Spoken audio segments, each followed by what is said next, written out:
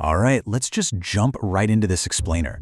Today, we're unpacking a multi-billion-dollar mystery right at the US-Canada border. We're gonna look at how a single, quiet phone call basically diffused a 72-hour standoff over a $6.4 billion bridge that literally nobody is even allowed to use yet.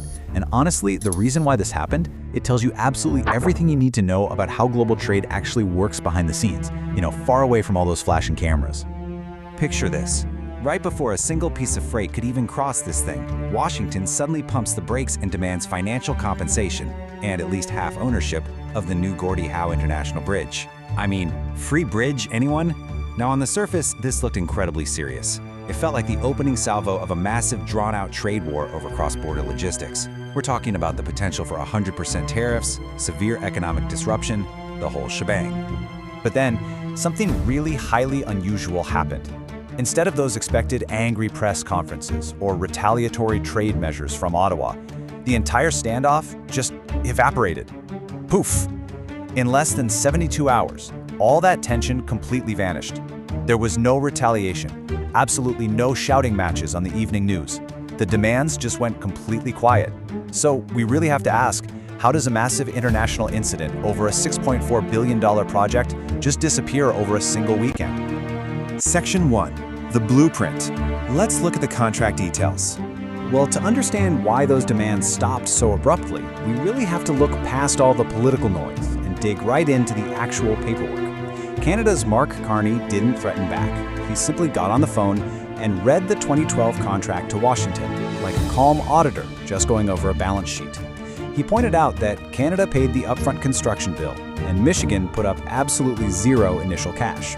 Yet somehow, Michigan still secured joint ownership and the right to half the toll revenues once costs are recovered. Carney also, very politely, noted that the bridge was built using American steel from places like Pennsylvania and Indiana, and it hired thousands of American workers. So the absolutely crucial point here is that you simply cannot tariff your way out of a ratified construction contract. Washington was essentially trying to renegotiate a legally binding deal that their own state of Michigan already owned half of. Plus, Carney quietly explained that delaying this bridge wouldn't actually punish Canada. Actually, scratch that. It would just immediately bottleneck American auto plants in Detroit and Toledo that desperately need those parts, which, as we all know, ultimately means higher car prices for everyone. The facts were just totally undeniable. But the plot actually thickens here. Because while the politicians were heavily focused on this brand new bridge, the physical map of North American logistics was quietly shifting right beneath their feet, based entirely on raw efficiency. Moving right along to Section 2, dethroning the king and a major shift in trade. For decades, the Ambassador Bridge down in Detroit was the undisputed heavyweight champ of North American trade. It was literally the lifeblood of the auto industry. But by the end of 2024 and rolling into 2025, that dominance completely broke. The mighty Ambassador Bridge was totally dethroned by a smaller crossing located more than an hour north, the Blue Water Bridge in Sarnia. And as the data clearly shows here, Blue Water logged over 2.1 million commercial truck crossings, while the Ambassador Bridge fell to around 1.9 million. And heading deep into 2026, that gap is only getting wider. In just the first few months of the year, that northern crossing pulled in over 299,000 trucks, leaving the once dominant Detroit corridor firmly in second place. Logistics companies are completely redrawing their routes. The reason for this massive shift? It really all comes down to basic math and pure survival on corporate balance sheets. Down at the Ambassador Bridge, tolls run about $27 per axle. So for a standard semi-truck, that's roughly $135 just across the river. But up north at the Blue Water Bridge, it's only $7 per axle. That's about $35 a trip. Just think about it. If you run a logistics fleet and you're pushing hundreds of trucks across that border every single week, you're saving roughly $100 per truck per trip simply by driving an extra hour north to avoid the Detroit corridor completely. When you multiply that by thousands of trips a month, wow, that math becomes a pure matter of survival for trucking companies that are already operating on completely razor-thin profit margins.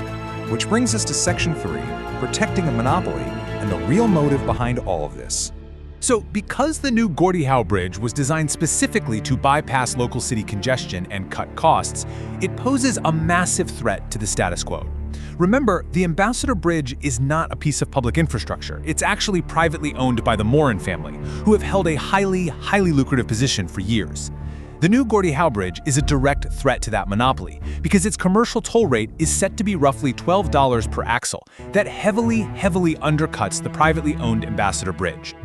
Suddenly, the puzzle pieces just kind of snap together, right? This new bridge threatened existing private toll revenues. And according to reports, shortly before Washington stepped up to block the new bridge, citing trade fairness, the private owners had actively lobbied the administration and made significant donations to an aligned political action committee. Now, to be clear, there's no concrete evidence of any illegal deals here, but the timing reveals a situation where this really wasn't some abstract international trade dispute. It was a localized business effort to protect a local monopoly, basically intertwining business interests with political lobbying just before Washington stepped in. And finally, Section 4, documentation wins, contracts over noise. But here's the thing. None of that intense lobbying actually changes the reality on the ground. Leaders inside Michigan immediately pushed back against Washington's delays to protect their own auto manufacturing supply chains. Because at the end of the day, logistics companies just want to get their work done. They will always route freight through the path of least resistance, finding the cheaper toll and the faster road, completely regardless of whatever political theater happens to be playing out on television. They just follow the numbers. Over the past few months, we've seen some incredibly loud threats of 100% tariffs and very public trade disputes. Yet, every single time the response from Ottawa has been calm and methodical, pointing right back to the legal framework. As this quote perfectly summarizes, volume doesn't win in these situations, documentation wins. You just cannot break a treaty because a private competitor is feeling a bit frustrated. Actual ratified legal contracts hold the real power. This whole $6.4 billion Gordie Howe Bridge situation proves that while the trucks just keep on rolling, the people who are focused on the quiet details, the actual spreadsheets and contracts, will always get the job done. It's a really powerful reminder that the map of trade adjusts to efficiency, not rhetoric. But, it does leave us with a pretty fascinating question to ponder as we wrap up. As political noise gets louder in the years ahead, what other massive geopolitical disputes out there are actually just local monopolies in